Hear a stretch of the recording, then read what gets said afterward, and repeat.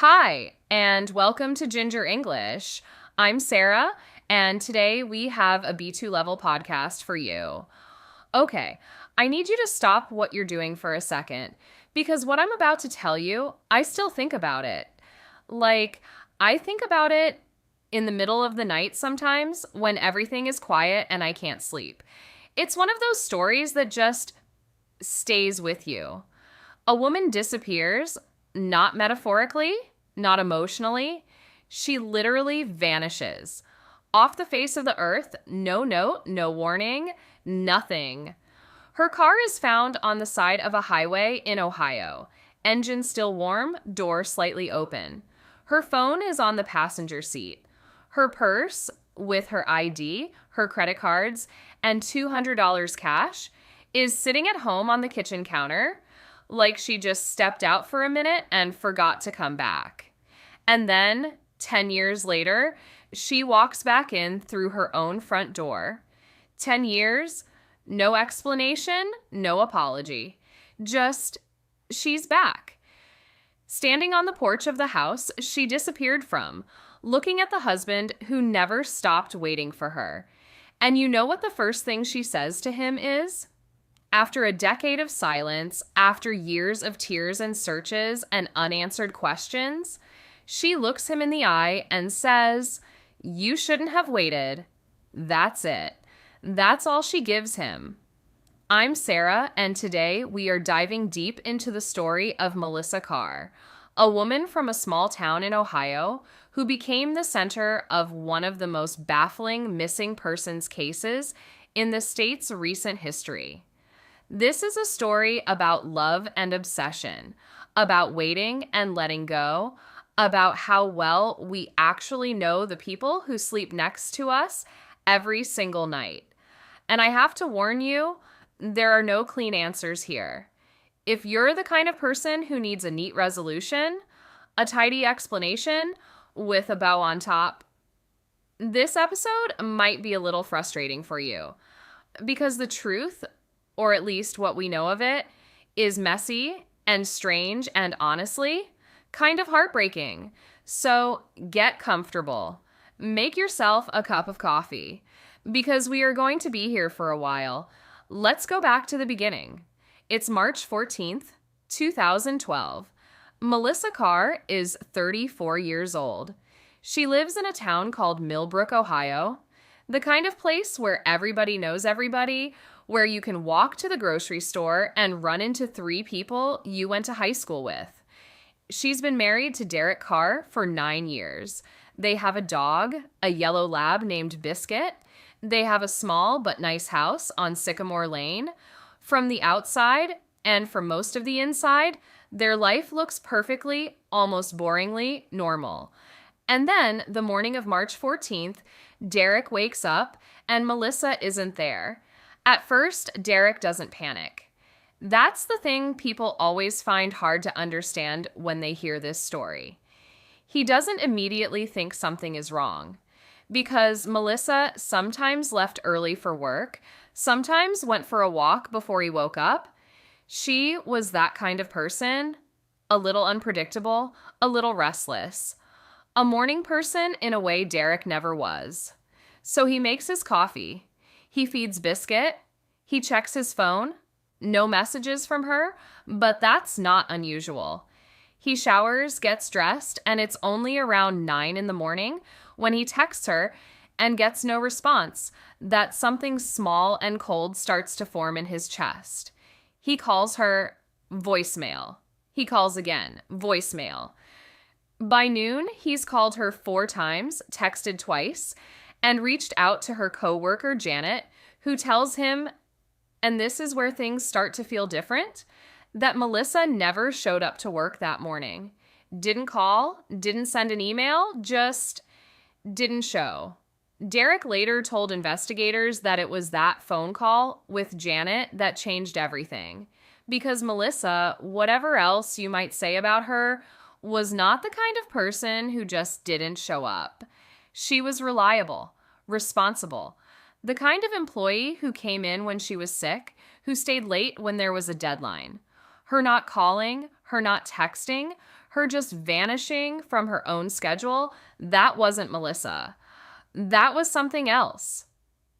He calls the police at 12:47 p.m. And here's where the first strange detail enters the picture. Because when he calls, he doesn't just say, "My wife is missing." He says, "I think something happened to my wife. She wouldn't just leave." That phrase, "she wouldn't just leave." He uses it over and over again in those early hours, almost like he's trying to convince himself as much as anyone else. The police at this point are doing what police do. They're taking down information, they're asking standard questions, they're telling Derek that adults are allowed to leave, that most missing persons come back within 48 hours, that there's probably a simple explanation. And Derek is nodding along on his end of the phone, but inside, he already knows. He knows this is different. And then, around 3 in the afternoon, they find her car. It's parked, barely actually, more like pulled over in a hurry, on the shoulder of Route 36, about 12 miles from their house. The engine is off, but the keys are still in the ignition. The driver's side door is unlocked. Her phone is on the seat, screen cracked from what looks like a drop. There's a half-empty coffee cup in the holder, still faintly warm, according to the officer who first approached the vehicle. And there is absolutely no sign of Melissa. No blood, no signs of a struggle, no note, nothing broken, nothing taken. Just an empty car on the side of a road. Like she stepped out for a moment, and then the world just swallowed her whole. Now, when a case like this hits a small town, it doesn't stay quiet for long. Within days, Melissa Carr's face was on flyers stapled to telephone poles all over Millbrook. Her story made the local news, then the regional news, and eventually, because the details were just strange enough, just unresolved enough, it started circulating on true crime forums online. People had theories. People always have theories. The police, for their part, worked through the obvious possibilities first. They looked at Derek. Of course they did. In cases of missing women, the husband is always the first person investigators turn to, and Derek cooperated fully. He gave them access to his phone, his email, his bank accounts. He agreed to a polygraph. He answered every question they had, sometimes the same question 3 or 4 times, from different detectives on different days. And every single time, his story was the same. Consistent, calm. He didn't know where she was. He didn't know why she left. He just wanted her back. The polygraph came back inconclusive, which, by the way, means almost nothing, because polygraphs are notoriously unreliable. But the investigators couldn't find a single piece of evidence pointing to foul play on Derek's part. No life insurance policy that would give him a financial motive, no history of domestic violence. Neighbors described them as a normal couple, quiet, polite, no screaming fights, no visible tension. A few people mentioned that Melissa seemed a little withdrawn in the weeks before she disappeared, a little distracted, but withdrawn isn't a crime, distracted isn't a crime. So then investigators started looking at the other possibility, that Melissa left voluntarily, that she chose to disappear. And here's where it gets complicated, because the evidence on this side was also thin. Her bank accounts showed no large withdrawals in the days before she vanished. She hadn't bought a plane ticket, a bus ticket, nothing. Her passport was at home. She had no known connections in other cities, no old friends she might have run to, no secret savings account investigators could find. By every measurable metric, Melissa Carr did not look like a woman who had been planning to leave. But then, and this is the detail that kept everyone up at night, she also didn't look like a woman who had been taken against her will. No evidence of abduction, no witnesses on Route 36 who reported seeing anything unusual, No traffic camera footage of anyone stopping near her car. Nothing. It was like she just dissolved into the air. The FBI got involved briefly in the second month, mostly because of the interstate highway angle. Route 36 crosses county lines, and there was some question about jurisdiction. But even they came up empty. The case went cold within a year. By 2013, Melissa Carr was officially listed as a missing person. The file was still technically open, but nobody was actively working it anymore. And Derek was alone, with Biscuit, in the house on Sycamore Lane, waiting. I want to take a moment here and just talk about Derek, because I think it's really easy when you hear a story like this to focus on the mystery, on the missing person, on the unanswered questions, on the dramatic details, and we will get back to all of that, I promise. But Derek's story, the story of the person left behind, that's its own kind of heartbreak. And I think it deserves its own space. Derek Carr was 36 years old when Melissa disappeared. He worked as a site manager for a construction company about 20 miles outside of Millbrook. By all accounts, he was a steady, quiet guy. Not the kind of man who talked about his feelings easily. Not the kind of man who asked for help. His friends, the few close ones he had, later described watching him in those first months as one of the hardest things they'd ever witnessed. Because Derek didn't fall apart in an obvious way. He didn't stop going to work. He didn't stop mowing the lawn. He kept the house exactly the way it was when Melissa left. Her coat still hanging by the door, her books still stacked on the nightstand, her mug, the one that said, "But first, coffee," still sitting in the dish rack where she'd left it the night before. He told one friend about 6 months after she vanished that he couldn't move her things because moving them would feel like giving up, like deciding she wasn't coming back. And Derek had decided very firmly and very privately that he was not going to do that. In 2014, 2 years after Melissa disappeared, a lawyer contacted Derek about the possibility of having her legally declared dead. In most states, including Ohio, you can petition the court to declare a missing person legally deceased after a certain period of time. It allows the surviving spouse to move forward with finances, property, insurance, all of that practical stuff that life forces on you, even when you're grieving. Derek refused. Flatly, immediately, without much discussion. He wasn't going to sign that paper. In 2016, his mother sat him down and gently suggested that maybe it was time. That maybe he should think about his own future, his own life. Derek, by all accounts, listened politely, thanked her for his concern, and then changed the subject and never brought it up again. In 2018, 6 years after Melissa vanished, a woman at his company started showing an interest in him. She was kind, she was warm, she made it pretty obvious that she liked him. Derek's friends quietly encouraged it. Derek went to lunch with her once, came home, sat in his car in the driveway for 20 minutes, and then walked inside and never mentioned her again. He just waited. Year after year after year. The town moved on. The case file gathered dust, Biscuit got old and slow, and Derek waited. I think about what that does to a person, the kind of stillness it takes, or maybe the kind of paralysis, the difference between loyalty and being frozen in place. And I honestly don't know which one Derek's waiting was. Maybe he didn't either. So while Derek was waiting, the internet was most definitely not. And I know, true crime communities online can be a lot. They can go too far, they can harass innocent people, they can turn real human tragedy into entertainment.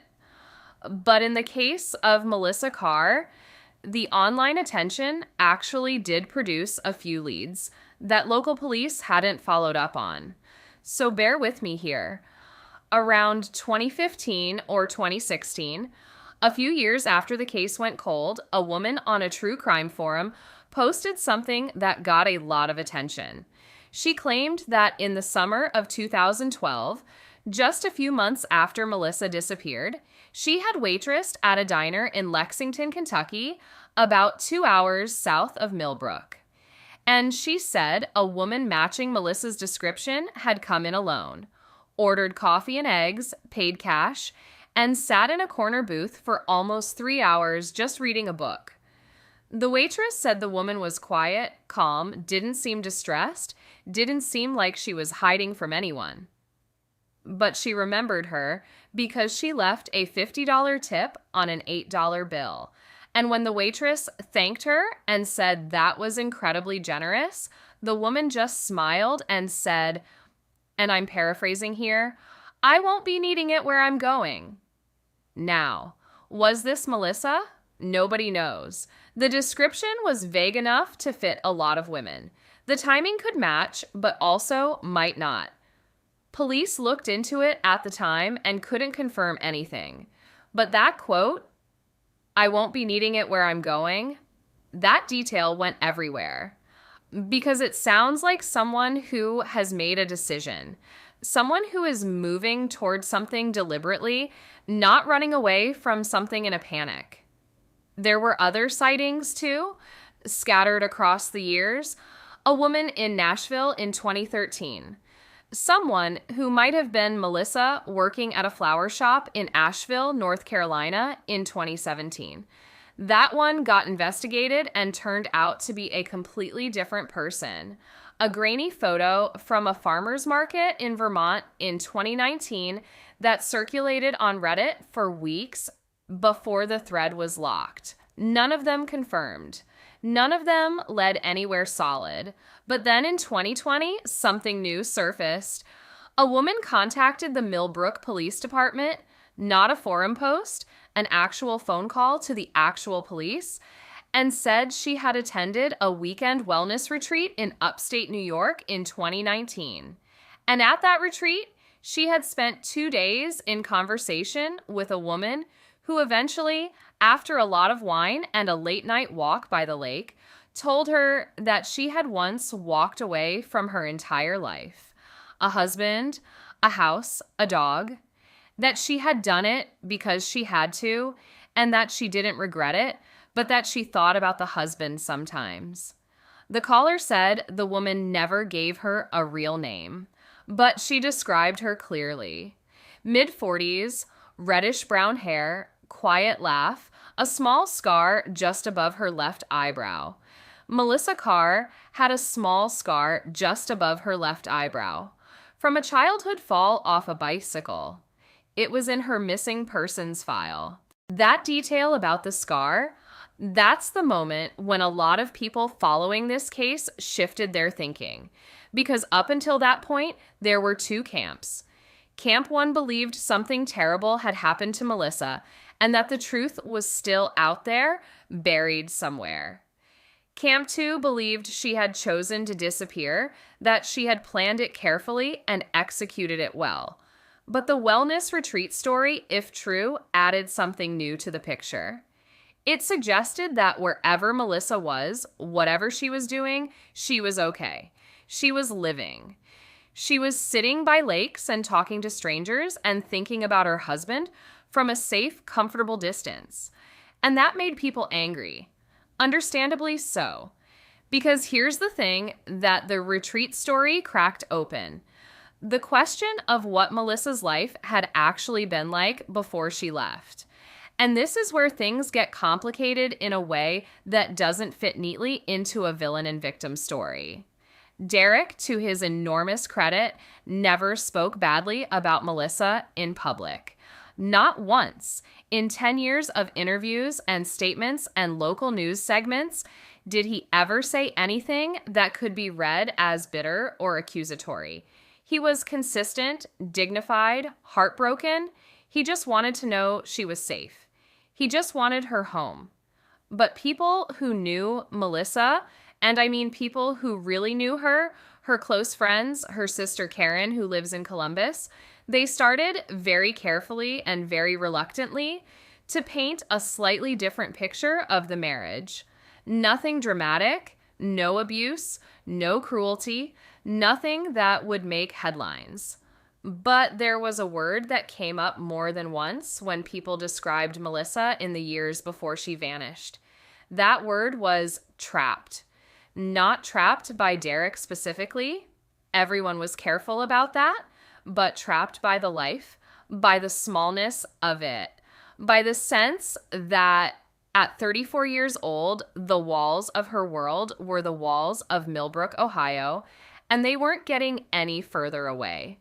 Her sister Karen mentioned in one interview that Melissa had talked about going back to school, about moving somewhere bigger, about wanting to travel, and that Derek, while never cruel about it, was a man who was deeply rooted, who loved his town, loved his routine, loved the life they had built exactly as it was.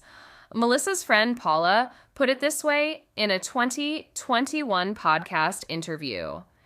She loved Derek. I genuinely believe that, but I think she also felt like she was disappearing a little bit at a time every single year. And maybe the only way she knew how to stop that was to actually disappear. That's a devastating thing to say about someone. And I've thought about it a lot because it reframes everything. Derek's loyalty, his waiting, his refusal to move on. What if the thing he was so faithfully preserving was the very thing that had been slowly suffocating her? September 4th, 2022. 10 years, 5 months, and 21 days after Melissa Carr walked out of her life on Route 36. Derek is in the backyard.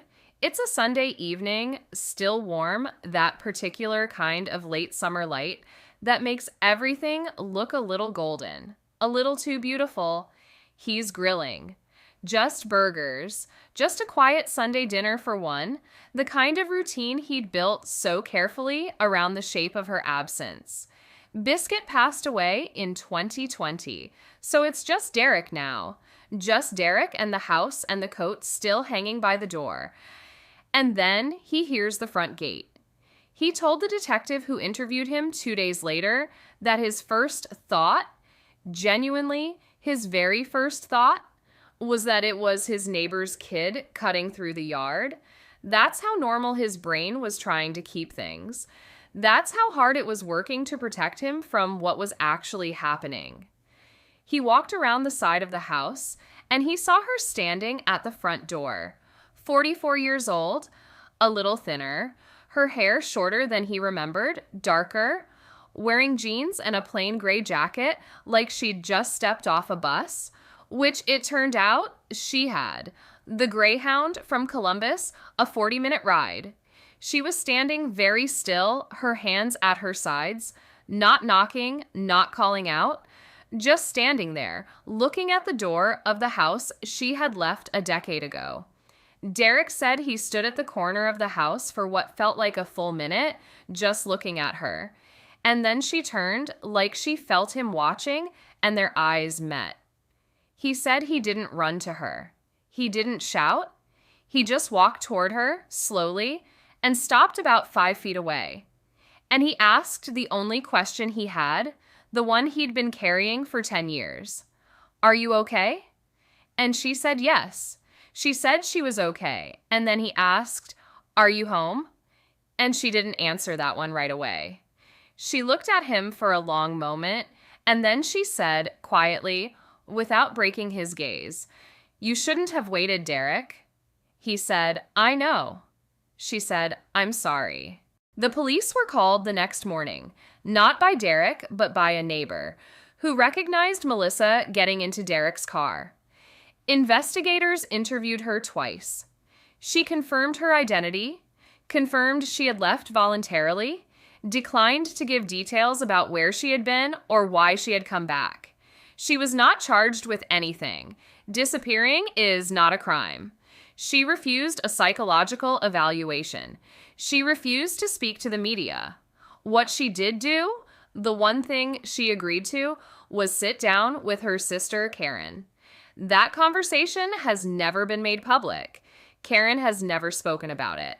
Whatever Melissa told her that day, Karen has kept it completely to herself. And Derek? Derek let her back in.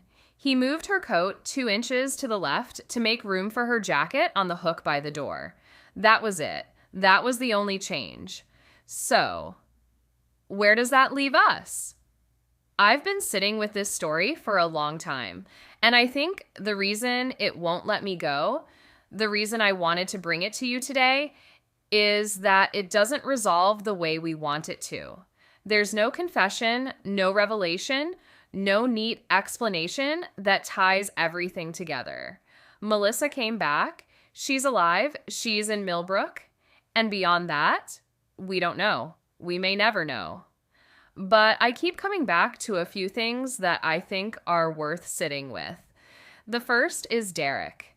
Because here's a man who waited a decade, who kept his wife's coat on the hook, who turned down every off-ramp the universe offered him, who refused to let the world tell him it was time to move on. And you know what? She came back. She actually came back, which means, was he right? Was that loyalty? Or was it damage? And does the outcome change the answer? I genuinely don't know. I think about the version of Derek who signed that paper in 2014 and started over. He never would have been standing in that backyard on a Sunday evening in September. He never would have heard that gate. Sometimes I think that waiting cost him everything. And sometimes I think it gave him the only thing that mattered. The second thing I keep thinking about is Melissa. And I want to be careful here because I'm aware that it's easy to judge her. It's easy to look at Derek, faithful, patient, quietly falling apart for 10 years, and decide that she's the villain of this story. But I don't think it's that simple. I think there are people in the world who reach a point where they genuinely believe that disappearing is the only exit available to them.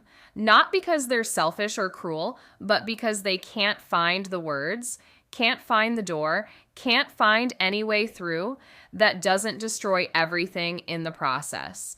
So they just go. Is that the right choice? No, probably not. But is it a human one? Yeah, I think it is. And the third thing, the one that really stays with me, is that question Derek asked. Not where were you, or how could you do this, or do you know what you put me through? Just, are you okay? After 10 years, that was his first question. Are you okay? I think that says everything about who Derek Carr is. And I think that's the kind of love that's almost too much to look at directly. As for Melissa and Derek now, they are, by all accounts, still in Millbrook. Still in the house on Sycamore Lane. Nobody knows what their life looks like behind closed doors. And honestly, I think that's the way it should be. Some stories don't belong to the public. Some stories belong only to the two people living them. If this episode made you feel something, if it made you think about the people in your own life, about the doors you've kept open or closed, about what you would do if someone you loved just came back, then it did what I wanted it to do. Please subscribe to Ginger English if you haven't already. Leave us a comment below. I genuinely want to know what you think about Melissa's choice and Derek's waiting. Share this episode with someone who loves a good story, and I will see you in the next one. Take care of yourselves.